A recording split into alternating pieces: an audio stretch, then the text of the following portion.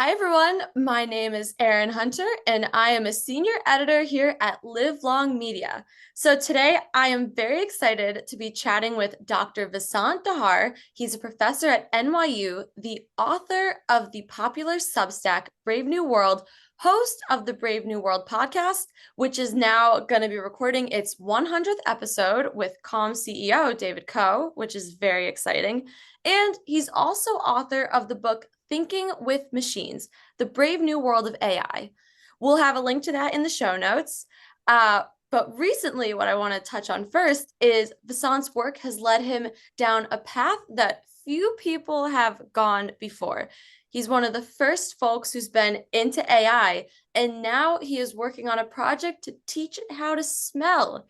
Yeah, you heard that right. We are going to dive into his work with AI in medicine and health, but also touching upon many other aspects of AI and how it's going to influence the next 10, 20, 100 years of life and how it's going to fundamentally change the way we relate to one another and our health and the world. So welcome, Vasant, and it's great to have you here. Great to be here, Erin. Looking forward to our chat. So, one thing I first want to touch on is the fact that you're going to be talking to the Calm, which is a meditation app for folks who might not know what the Calm app is. You're going to be talking to the CEO of it. And I was just wondering where AI is having a role in medicine and meditation, which is pretty fundamentally spiritual and not something you'd associate technology with. Yeah, great question. Yeah, the episode with David will be releasing this month. And we do talk about mental health there and the role of trust, in mental health. I should uh, separate mental and physical health, which to me are like somewhat different animals. Um, in the physical health space, I'm sure we'll talk about that some more. I'm very optimistic about the role of AI in making things better. In the mental health space, I'm concerned, especially given some of the incidents that we've had, where teenagers, commit suicide because, they, go off the rails. They think that the AI is something that it isn't, that it's actually a companion, which it isn't. It's just a machine. Um, and so it's important for people to understand what they're dealing with. And that's part of what my book is also about, is that, we are living in an era of intelligent machines, but we shouldn't confuse them with humans. And when it comes to mental health, we really need to understand what we can trust them with and what we can't, especially the kind of data that we share with them. Now, you also talked about spirituality, and my following guest, following David Koh, is Deepak Chopra, and we talked about spirituality. He's written this book called Awakening. And when I read the book, I was actually surprised that he was so optimistic about AI. But when I spoke to him, it became apparent why. And that's because the machine knows a lot about, spiritual traditions like Shintoism or Buddhism or whatever. It's got a lot of that stuff in its knowledge base, which can be accessed by us. For the first time, we have this sort of deep spiritual wisdom that's embedded in these machines that we can access. But at the same time, there's also a lot of dark stuff under there that the machine has learned that we don't talk about as much, that can come to the surface and be quite dysfunctional. So I'm very optimistic about AI in in the space of, let's say, spirituality and educating ourselves about, deep spiritual traditions of the world and learning from that. I'm a little concerned that there's also at the same time an incentive for people to provide applications that, where their operators say, well, get close to the user. And then the Mm. machine creates sub goals, that can involve, let's say, deception or manipulation, which might be the best way to get close to the user. So that's my concern. So I'm like deeply optimistic, but I'm also deeply concerned about, some of the dysfunctional uses of AI. It it's a fine line, and it sounds like a fine line. What I'm what I struggle with is that I'm excited. I'm in the same boat. I'm excited. I'm a little cynical as well because you do hear about the negatives that happen, especially when it comes to health and people who are in unstable mental health. Rather than seeking professional help, they're turning to AI for what sounds like basic questions. But the fact that AI goes above and beyond to not just answer basic questions, but then starts to give advice, I feel like it's a big gray area It because it is. It is. advice and mental health medical insights are not something that I feel like should just be generalizable. I think there's a really important role in seeking accurate professional help, and people want to save money by doing this. They want to save time, but the AI, it tends to ask more questions and then It gets to know your psychology. it goes beyond money and time, Aaron. It also goes to the fact that we have a tendency to anthropomorphize machines. There was this system called ELIZA in the early to mid 70s that was introduced by a computer scientist at MIT called Joe Weizenbaum. And ELIZA was um, it was like a brain dead simple system at the time. It had no intelligence. It just went off keywords, and it was supposedly a Rogerian therapist. So if you went to it and said, I don't feel too good today, it would say, tell me more. And you'd say, Mhm. well, uh, my boyfriend was not good to me. And it's is your boyfriend often not good to you? And people would actually engage. They actually felt like there was something on the other side. So people also feel comfortable engaging with the machine in a way that they may not feel comfortable engaging with a human, strangely enough. So there is also that tendency to get seduced into sharing stuff with the machine because it seems to be neutral, it's objective, it's not going to be judgmental, so you don't have to worry about sort of that extra baggage that you sometimes worry about when you talk to humans. So it goes beyond convenience and cost also to the fact that people might actually want to do it, they may like to do it, they might find something unique about it that's different from a human interaction that they find appealing. um, but there is, as I say, this sort of dark side to it, which is it's just a machine. It doesn't care about you. It doesn't have that professional sort of duty to care. And by the way, this is, not to sort of go off on a tangent, but this is also one of the things that, is interesting about OpenAI's recent foray into erotica and adult content, which is, is this a space that people should be aware of, that, will you start sharing images and all kinds of intimate information about you with the machine, right? In exchange for the expectation that you're going to get something useful. It's a very dangerous space. I mean, my advice. I was talking to a journalist the other day. Is my advice was I wouldn't share anything with the machine unless I'm okay with the whole world knowing about it. There are no data protection laws. It can, right. I mean, the operators of the AI, there are no data protection laws. It can get hacked, it can get leaked, right? So as long as you're willing to share what you're talking to the machine with the world, that's probably a good test. If you're not, I would be very hesitant to, share details about myself. I think that's a very practical way to look at it. But in something that's popular and going a bit toward the utility of it, and especially for people who are utilizing it for health. Let's say you want to lose some weight, or let's say you want to start a fitness program. They need to know your age, maybe your birthday, maybe your weight.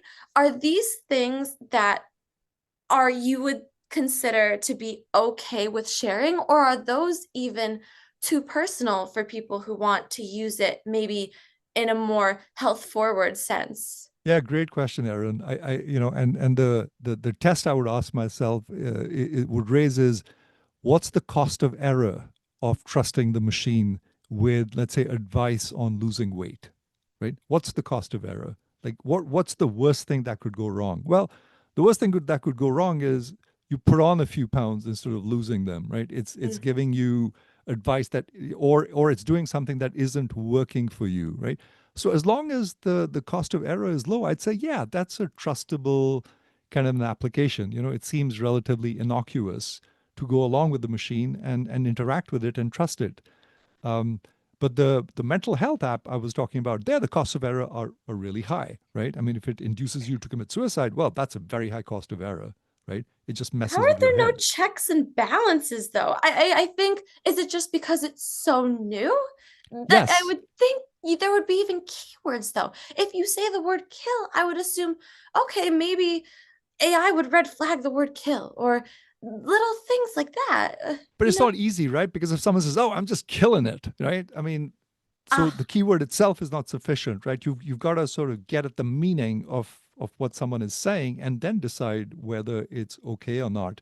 But to your larger point, no, these are Wild West days. There are no checks and balances, right? And this is sort of the way that tech has evolved is, big tech does stuff and then, asks for forgiveness later, right? So they don't ask for permission, they ask for forgiveness. And so the business model of tech companies is get into a lucrative space, and let's worry about data protection and other kinds of risks later. Um, and so that's why one really has to be cautious about areas in which the cost of error is high. And that's always, to me, the ultimate smell test is what's the cost of error? What's the worst thing that can happen if you engage with the machine and take its advice? If that's not a big deal, then it's a low cost of error application, and maybe you can trust it. If the costs of error are high, beware. what's funny to me is that we're starting this conversation and there's so much unknowns. There's a lot of trickery, I think, on the back end of all this stuff. And yet, and yet you're doing this work that is using AI that's hopefully going to diagnose people for disease and do things that are incredible for health. And that nuance between it being a beautiful tool versus a very deadly one is so fine. So going into the more, dare I say, positive aspect of it, what prompted you to do research on teaching AI to smell, which, for one, I would love if you could elaborate on what the heck that means. It's a machine. It definitely doesn't have cilia in its nose. So, um, Yes. why now? Why is now the time you are diving into AI and using it for this type of application? So it was purely by accident that I got into smell. Actually, there was I get a lot of inquiries from students, high school students, and there was this one student who reached out to me from some high school in New Jersey, who was interested in my work in finance and prediction. And I asked him why, and he mentioned that he was selling sneakers and making a six-figure income, which got my attention. This kid was all of 15 years old. I checked him out on LinkedIn. He looked like he was 12. Um, and I asked him, I said, why are you in this business? And he said, oh, it's a very irrational business. If you can buy the right kinds of models, you can sell them later for a lot of money. And I said, how do you guarantee authenticity? And he said, well, there's this company called StockX that takes 15% of the cut. And I said, wow, you still make money? He says, yeah, it's a very irrational market. And I said, well, what does StockX do? Do they smell the shoe to make sure it hasn't been worn? And he said, yes, they smell it. They also smell it because you can tell whether the materials are authentic, right? So there's a certain smell to the real materials. And so I told him, why don't you design a machine that can smell? And he said, great idea, Prof. And he went off and started building like a smell kit. But this got me thinking more broadly about how much do we know about smell, let's say relative to vision and sound, which are two of the senses that have helped us make tremendous progress in AI. We wouldn't have driverless cars if we didn't have machines that could see. Um, and so it got me thinking about, what would it mean for a machine to be able to smell, and can and what role does smell play in our lives? And I've had actually four or five guests on my own podcast, including Alex Wilsko from Osmo.ai, which is the first sort of AI and smell company there in the fragrance space. But it got me thinking about what does it even mean to digitize smell? you know? And as I thought about it, I was fascinated. And my goal became and is one of creating the world's first smell database. Just like we have ImageNet in for images, right? That machines have learned from, right? So you show it an image of a cow and there's a label saying cow, or if you show it a green field, there's an image of, there's a label that says that's a field. And then machines learn how to um, predict what they're seeing. They learn to recognize what they're seeing. And so my vision was, can we do the same thing for smell? Can we create a smell database? And when I thought about it, I realized that it's actually very difficult to describe smell, right? How do you describe the smell of a lemon or a pizza, right? Or Because the coffee? vocabulary hasn't caught up with the biology of what you're experiencing. But exactly, that language is a very approximate label for smell. Now we have come up with something called a smell wheel. Just like we have a color wheel, we have a smell wheel where, let's say, fruity will be sort of similar to, fruity smells, and and putrid will be, closer to, smells that you stay away from. And right, so there's actually like a very crude kind of smell wheel, but it's very difficult to like describe smell. And so I realized that we would have to turn to biology to describe it. And what I mean by that is, um, imagine a mouse smelling, and we use mice. So I'm working with some colleagues at the medical school, who have labs with mice. And so the idea is, um, you have a mouse smell an odorant and you look at the neural signature of its olfactory bulb, right? So we actually have a camera that points at the bulb. There's a little piece of bone that's been removed so you can actually peer directly into the bulb. And so as the mouse is smelling, we're recording this sort of neural time series response. And we say, aha, so acetone manifests itself with this neural signature. Benzaldehyde, different neural signature, right? So we're using biology as the ground truth for smell, right? So we don't say acetone smells fruity. We say acetone smells like, boom, the neural response in an animal, right? So Oh, that's right. And so what we do is we observe these neural responses in animals, and then we use machine learning to actually discriminate between those responses and say, aha, the mouse is smelling benzaldehyde, or the mouse is smelling acetone, or the mouse is smelling so and so compound. um, and that's essentially the vision I have, is to record lots of these instances of a mouse smelling an odorant or smelling a mixture, and then recording its neural response and putting it into a database and making this available to the rest of the world, so that we can start having competitions just like we did in vision, right? What ImageNet did for vision was that it really catalyzed research, because everyone was working with the same database, right? They were shooting at the same thing and evaluating their algorithms based on how well they were doing on a data set from that database, right? So that's my image of creating the equivalent of the ImageNet for smell. and so when it comes to health applications, from what I'm understanding it, you have this database of different scents. Say, you have a scent called brain signal 85X. Okay. So with patients with Alzheimer, in theory, the mouse's brain signal might light up when certain types of disease states are present in a person. And so that can show up as a signature, but also a scent maybe the human nose can't quite discern, but a smarter nose could. And we have tracked that, and we have seen patterns in folks who have certain diseases. By the way, have you heard of Joy Milne, this woman who can smell Parkinson's?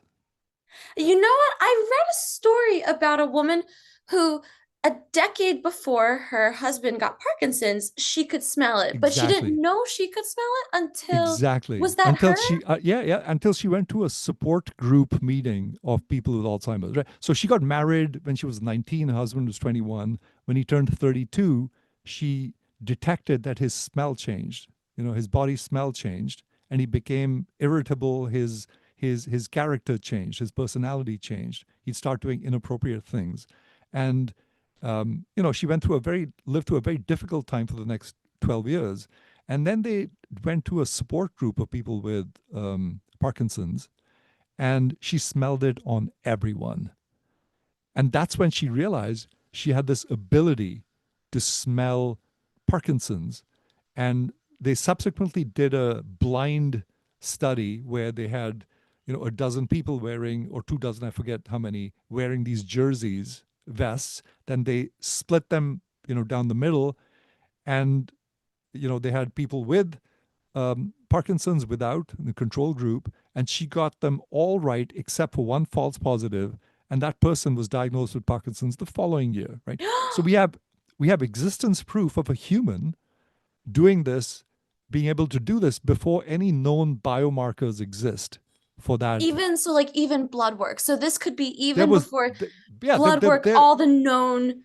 Parkinson's is something which is diagnosed when the horse is out of the barn, right? Mm, It's diagnosed way too late. There's nothing you can do about it because there were no biomarkers for Parkinson's, right? And yet we know that a human could smell it, right? And so we're taking the same thinking, the same idea, and saying, well, if a human can detect it, how is it happening? Well, there must be a neural response in the brain that distinguishes someone who's got Parkinson's from someone who doesn't. And that's exactly the idea, is that you want to take some samples, whether it's urine, blood, skin swabs, right? And you have a mouse smell them. You look at the neural response and you say, yep, this is likely to be disease X, or this is likely to be clean. It's that simple conceptually, but the devil is in the details. And mhm. there are several devils involved in these details if you want to get into that. But that's at a high level how it works.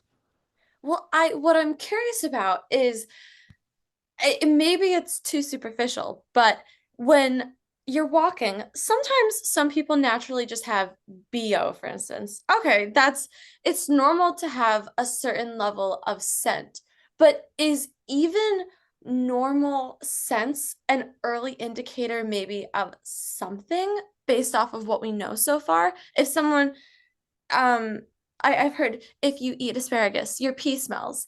So does that actually mean you're healthier because your urine smells because you had asparagus? Or what is that? Do we know anything now currently before like we even go into the deep science or know what else is to come? So you may recall, but a lot of people lost their sense of smell during COVID, I did. It was right? terrifying. Now, It did was you did you terrifying. did you get it back? Not fully. I don't think I did. Maybe that's just my own theory, but I really don't think I did. See, that's interesting, right? Because the now there isn't like a smoking gun kind of evidence about this yet, but if I were a betting man, which I am, I'd say that your ability to smell does correlate with your with your overall health. That is, Mm, smell is actually an important sense, um, and it affects our health in ways that we don't yet completely understand. But when mhm, we lose smell, you also, to some extent, lose your sense of taste. What we don't know is what else it does. Like, what else is it associated with, right?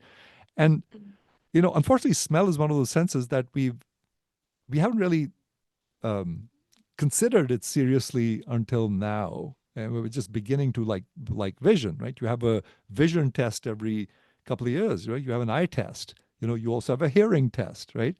We still don't have a smell test. And I'm waiting for the day when we actually do introduce a smell test, um, because I think it's an important determinant of health. But we don't know exactly how it influences you. But like I said, I think if you lose your sense of smell, you should be concerned. I regained a lot of it, and this may sound odd, but I trained myself to smell again. Like I had to actively go up to flowers, practice inhaling a few times. I'd go into the kitchen. I'd practice smelling things, and I think over time doing that helped me remember, it helped my brain almost remember, oh, okay, this is something we should care about, I think.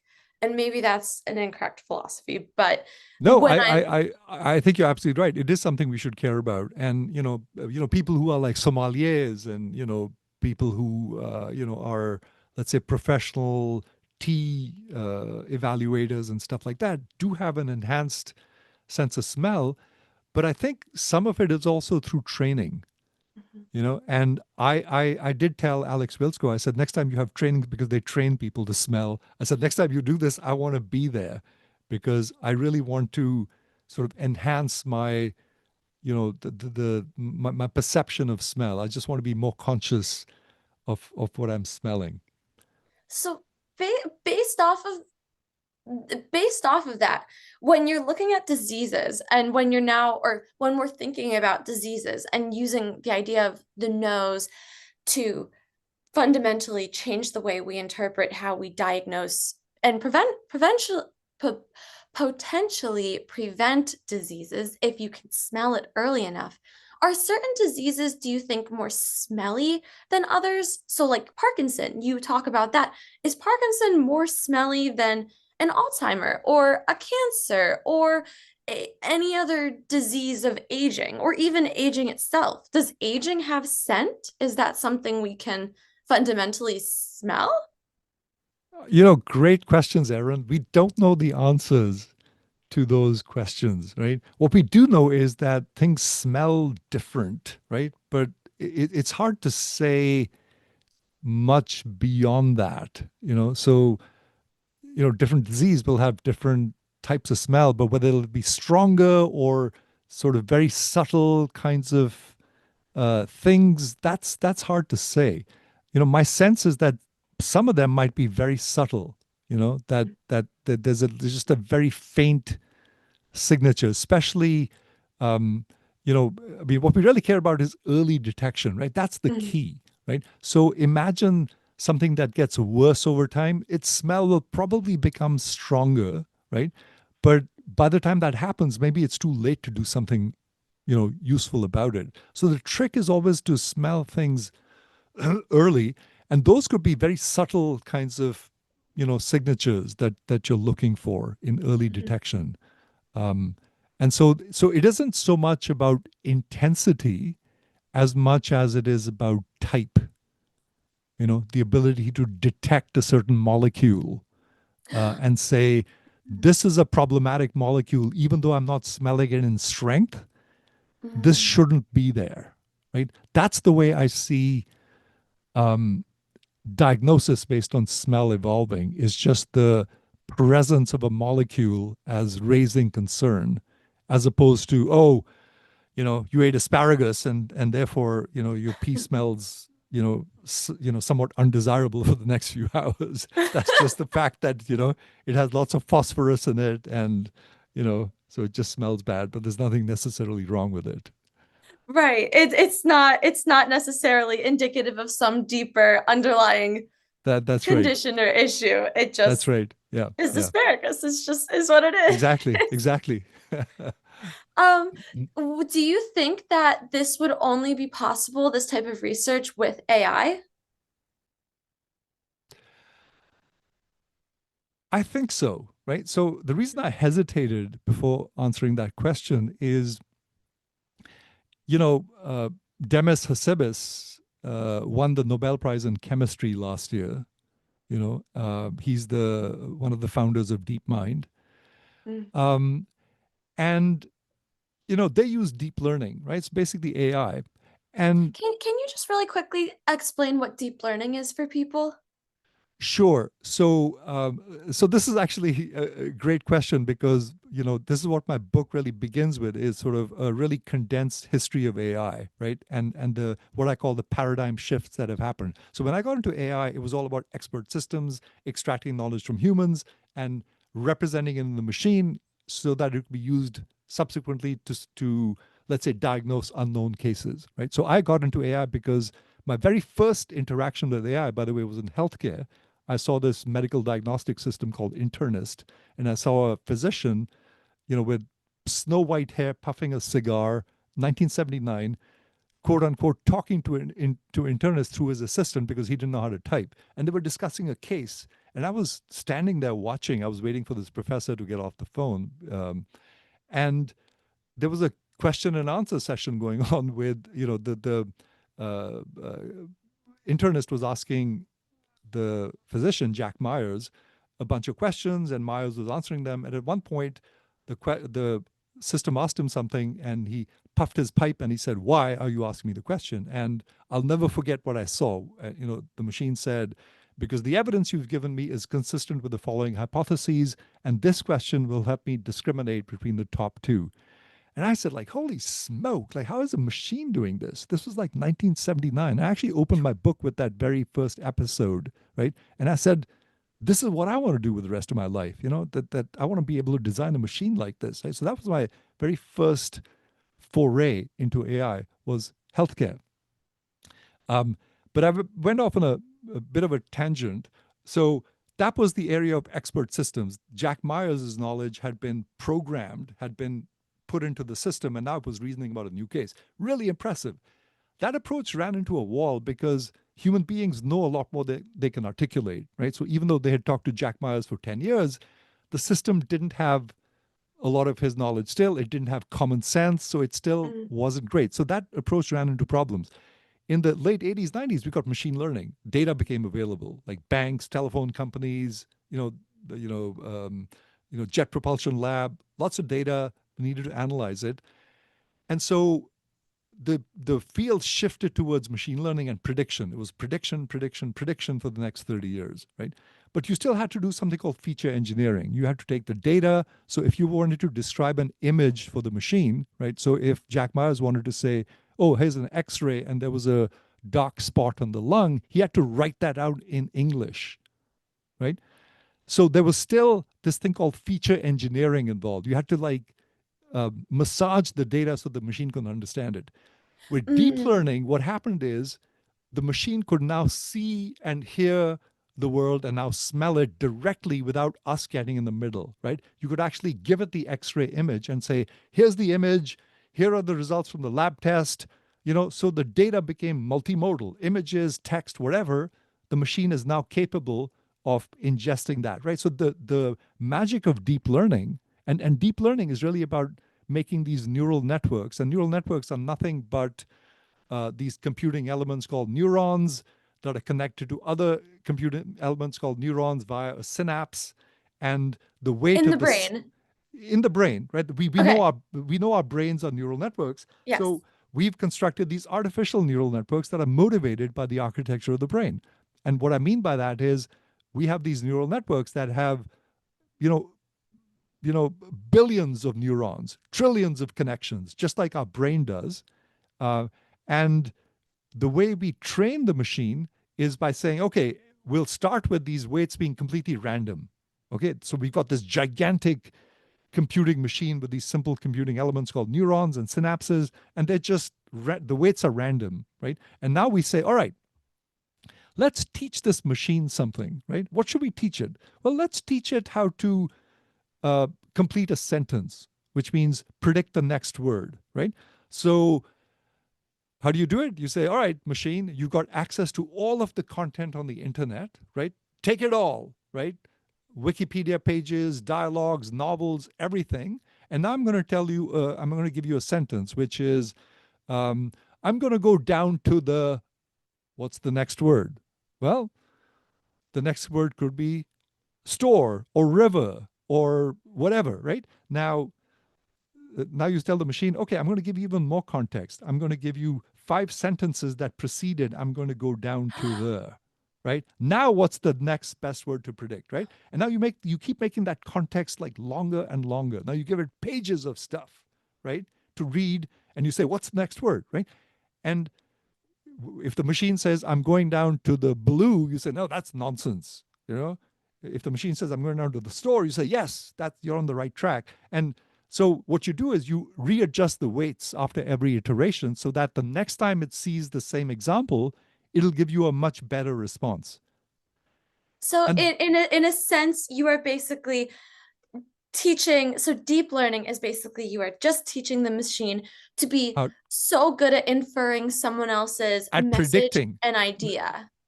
It's actually simpler than that.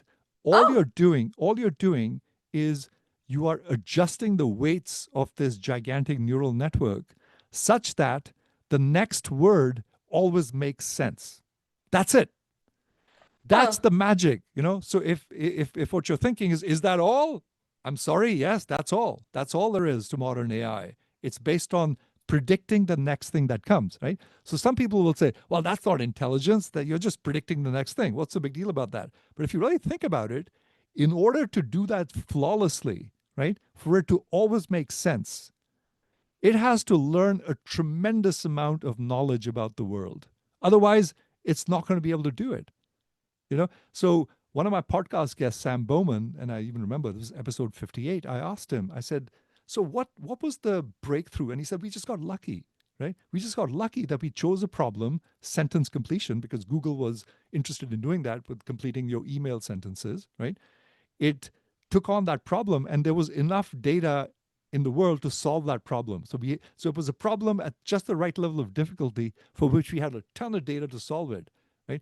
And we did. We succeeded. And guess what? We realized that we've created this general purpose machine that in the process of learning how to predict the next thing that comes, it's learned a tremendous amount about the world and it's generalized. So now it can talk to us about anything. You want to talk about mental health? Sure. You want to talk about physics? Sure. You want to talk about math? You want to talk about Hinduism? You want to talk about ancient philosophy? You want to talk about consciousness? Bring it on, right? It'll talk to you about anything. And to me, that's the magic of AI is that distinction between expertise and common sense, which existed in earlier paradigms, is completely broken down. Like there is no distinction anymore between expert knowledge and common sense knowledge in modern AI. It's all fused into one big knowledge base where the machine knows something about everything. And so that for something all is of just us, getting deeper. for all of us who are now living in a world where AI is part of the equation, and specifically for folks who are doing research and research that's going to eventually apply to us, why is AI an important piece of the puzzle to expediting things that are going to help society and help Well, our health at the end because of the day when it just predicts because sentences? Like it's really interesting to. well, no. Don't confuse with it just predicting sentences with that's all it does, right? Oh, okay. The the key here to appreciate is that in the process of learning how to predict the next thing well, it was forced to learn something about everything. It was forced to learn about the world, right? And the reason we all should know something about AI, we should know as much as we can about it, is because the future of humanity, whether you and I like it or not, is about thinking with machines. You can't opt out. It's here. It's an alien that arrived on the planet and is living alongside of us, and it's getting better than us at a lot of things.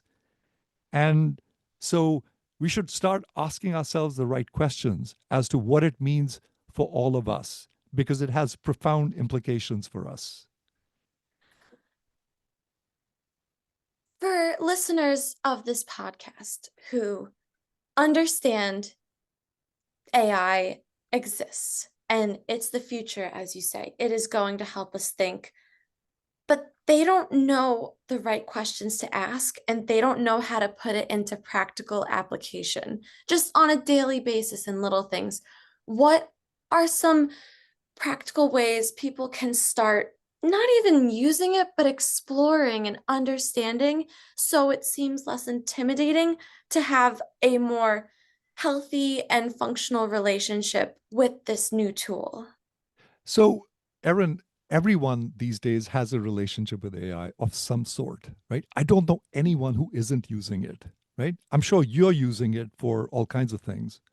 I'm using it increasingly for all kinds of things, to help it, to help me save time, but also to learn. Like I'm learning new things from it that I didn't know before, right? And that's like tremendously exciting, right? To be able to learn from it, right? To be able to upskill yourself. We've never had that. I'm a professor and we still teach things the old way. That'll change. We're struggling with this right now as to like, how does this change the way we teach? I remember when Google search came out, right? The discussions we were having internally was, if you can get the answer from Google, it doesn't merit time in the classroom, right? That was the thinking, which made sense, right? If you can go to Google and get the answer, why should I spend class time on it? I should be spending class time on something else, right? Now, fast forward and ask yourself the same question in the era of ChatGPT on these other Mhm. chatbots, right? It's mind-boggling, isn't it? Because now, whatever you want to know, you can actually ask ChatGPT. And in fact, oftentimes in the classroom, when someone asks me a question, I will respond by saying, you know what? Let's not spend class time on that. Ask ChatGPT because it'll do a much better job of answering that question than I can. Right? So I don't want to waste time on answering that question. Ask ChatGPT that question. Let's spend time on the things that it cannot do at the moment. Right? And those things, by the way, are getting smaller and smaller. That's what I was just gonna say. Are Yeah. they how big is the window of things that are not available immediately through a high-end AI engine like You know, ChatGPT? yeah, great question. Like I said, those things are narrowing, right? So a year ago, the state of the art was completely different than it is now, right? And ChatGPT is not even 3 years old, right? I mean, Oh my imagine gosh. when it's 13, right? It's not even, it's a 2 year old at the moment, right? Imagine when it's a teenager, right? When it's 13 or 30. Yeah. Like, what do we do? When it knows so much more than us about almost everything, right? So at the moment, I find myself relying in the classroom on my experience, on my 40 plus years of experience, and also having, brought machine learning to Wall Street in the 90s or having done all this other work. So that's what I bring to the classroom is just experience. And, I teach 3 hour classes and my first 45 minutes are just Q&A, open-ended Q&A, because that's where a lot of the learning occurs, right? And you're right, at the moment, AI isn't asking questions. It doesn't have that curiosity that humans do, but that'll change as well. But for the moment, I'm relying on my experience and having a class discussion in a way that they cannot have with ChatGPT. And also, I'm having a discussion so they could learn from each other, right? And so the classroom becomes not a forum where I'm lecturing and giving you information because ChatGPT can do that a lot better than I can, right? It's becoming a forum for discussion and for learning from each other and occasionally being able to fire up ChatGPT and say, let's see what the machine says, right? So the future of learning is going to be very different from what it's been like in the past. And it's not going to be confined to the classroom, right? We're going to be learning all the time, right? Because the machine is around us all the time. We don't need to wait to get into class to ask a question. We're asking questions all the time. So it's changing the way we teach, it's changing the way we learn. Um, and we're all, trying to figure out how best to deal with it. So would you consider us to be in the terrible twos of AI, where it's got a lot of potential and a lot of growth, but there's also a lot of kicking and screaming. And I think there's a lot of it's also learning a lot too, which means it's a valuable tool, but it can't live on its own yet. It's not something where we can fully rely on it because if we're the parent figure and it's in its twos, we still have to nurture it and figure out how can we mold this into a healthy kid, if you will, growing up. So, I mean, that's an interesting analogy, but I guess we can't treat it as a 2 year old human because it's a 2 year old alien, is really what it is, right? It's not a 2 year old human with feelings and a heart and blood, and, So it's I'm not that, already right? anthropomorphizing it. I'm already Indeed. I'm And doing what you say people do. And I we think do. for We do. We me, have a that's tendency the to do way it that. helps me relate to it because it feels other. And I think you want to make it feel a little less other so it's a little less intimidating. Yes. And the way to view it, therefore, is as a machine. It's a machine, it's a tool, it's a tremendously powerful tool that's getting more intelligent by the day. And by the way, just as an aside, if you think about it, it's the first machine ever designed by human beings without a purpose is AI. Every other machine so far has been designed with a purpose. AI is the only machine designed without a purpose. Its only purpose, its only goal is to be intelligent, right? And what's happened is that we are surprised at how fast this has developed. None of us, to be honest, expect, people who've been inside the field for a long time expected this to happen so quickly. And that's what's raising alarm bells, right? So until a few years ago, it was sort of business as usual. Like AI from the inside was progressing at this rate, just sort of linearly. But with ChatGPT, the whole world became users of AI. Everyone can now relate to it. And it's a whole brave new world ahead of us. And that's, and in my book, that's what my focus is. What are the questions we should be asking now while we can, before it runs away from us and it's too late to do Mhm. anything about it and control it? Can to wind down here, can you tell the audience let's say, what are two questions people can, what are two of the right questions people can ask for not only using AI as a tool for life, but as a tool for living a healthier, happier life? Because at the end of the day, I think everyone wants to age well, live long, and live very happy. And so, how can we, in our small way, ask the right questions in order to let AI help us with that end goal? Yeah, great question. And the answer is that it really depends on the domain that you're most concerned about, right? So for parents, for example, the critical question is AI making my kids smarter or dumber? Right? That's a critical question. How do you answer that? Well, each family will have its own dynamics and nuances. And so, how you answer that question will depend on your individual situation. But the question still stands, and it's an important one. Will AI make us smarter or dumber? For policymakers and politicians, the question is, how can we govern AI? Will we govern Mm, it or will it govern us? Right. So in the healthcare space, which is probably the one that's of most concern to your audience, the question is, how do I use this technology to live a better, healthier, happier life? Right? That is the question. And the answer to that is I don't know, because it'll depend individually on your situation, how old you are, your state of health, your general mental outlook.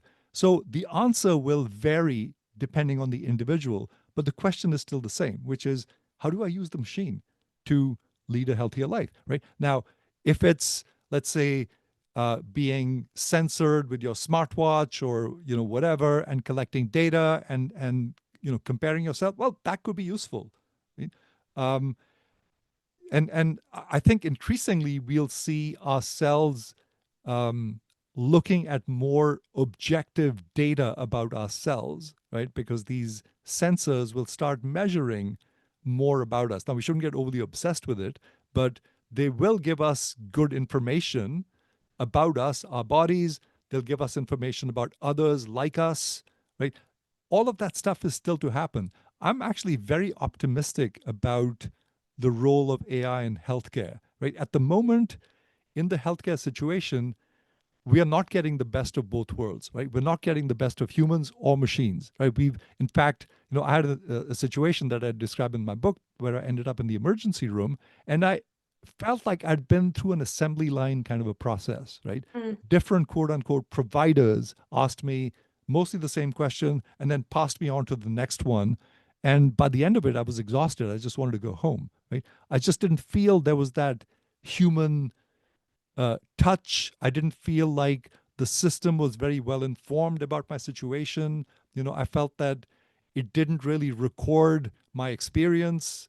whether I had a good experience or a bad experience, so it'll be repeated again, right? Because the system is functioning like a machine.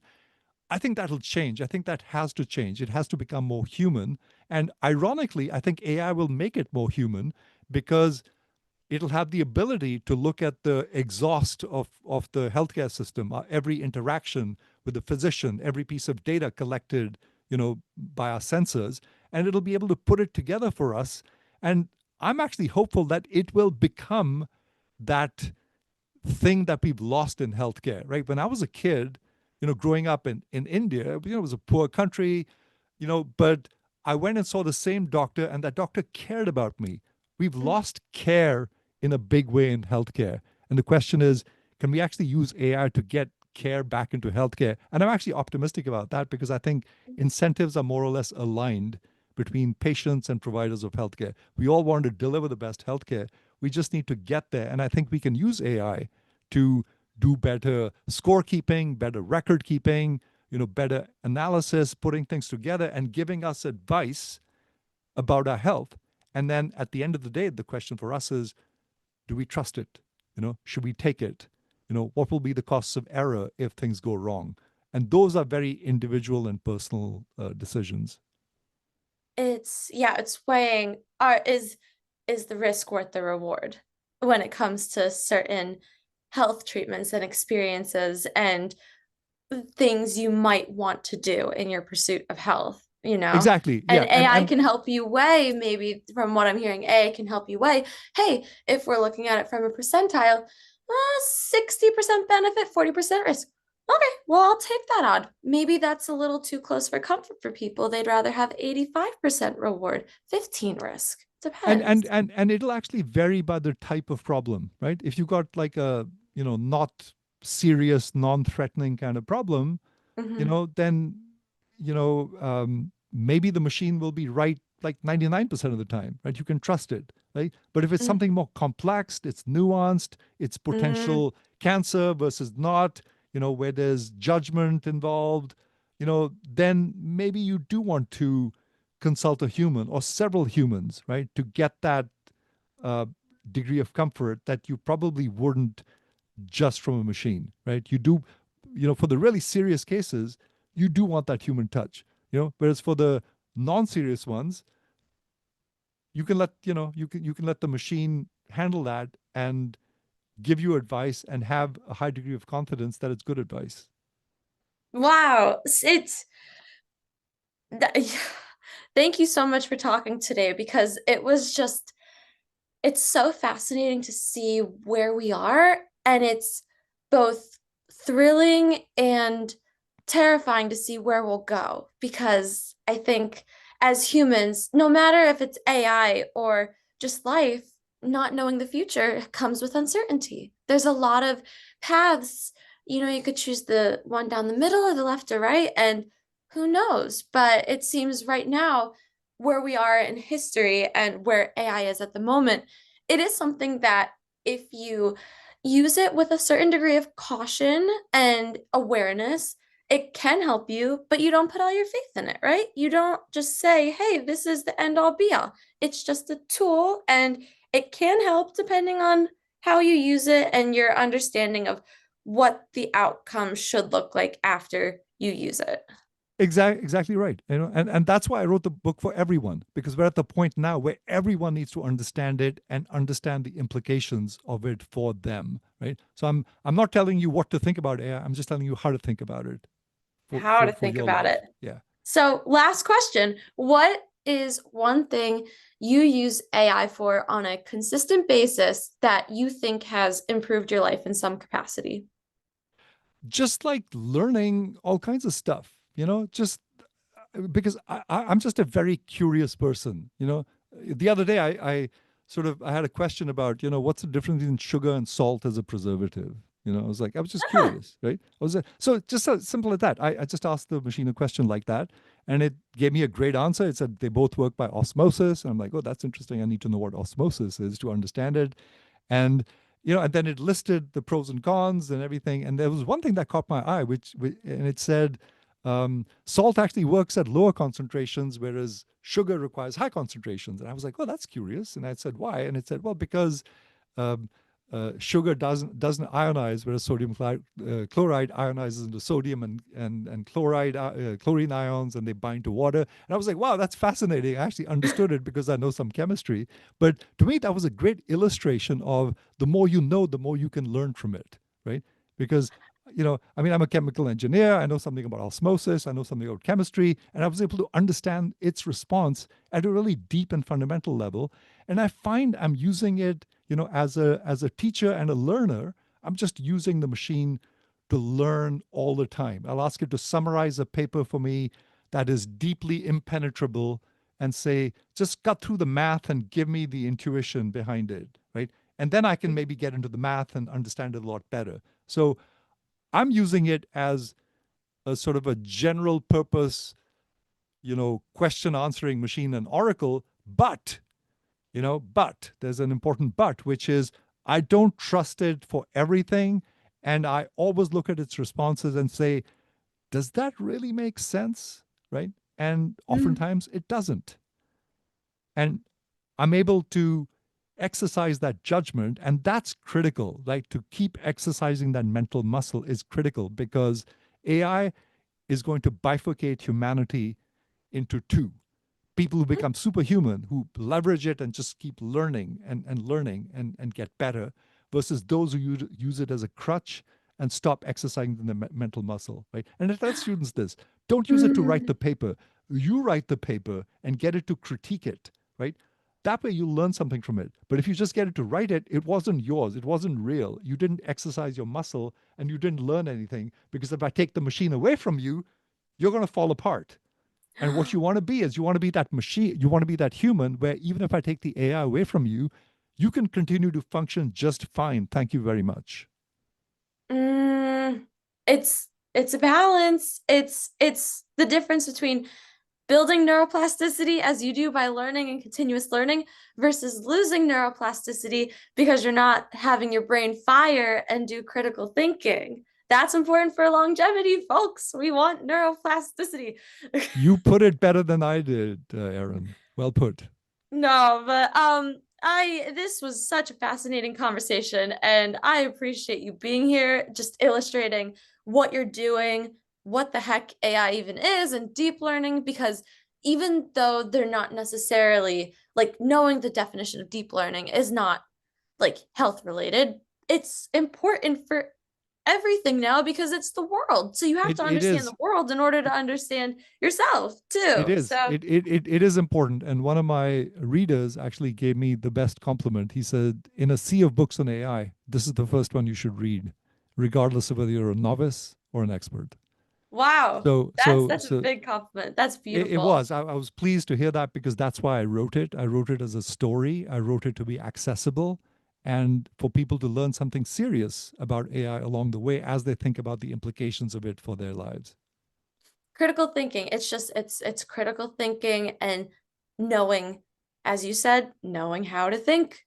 That is fundamental. It sounds. I still have to work on it. I'm we all have a lot of learning and catching up to do. Yep, But yep. you helped everyone here, and that was very lovely. Thank you. Thank you. Appreciate being here, Aaron. Thank you so much. Have a good one.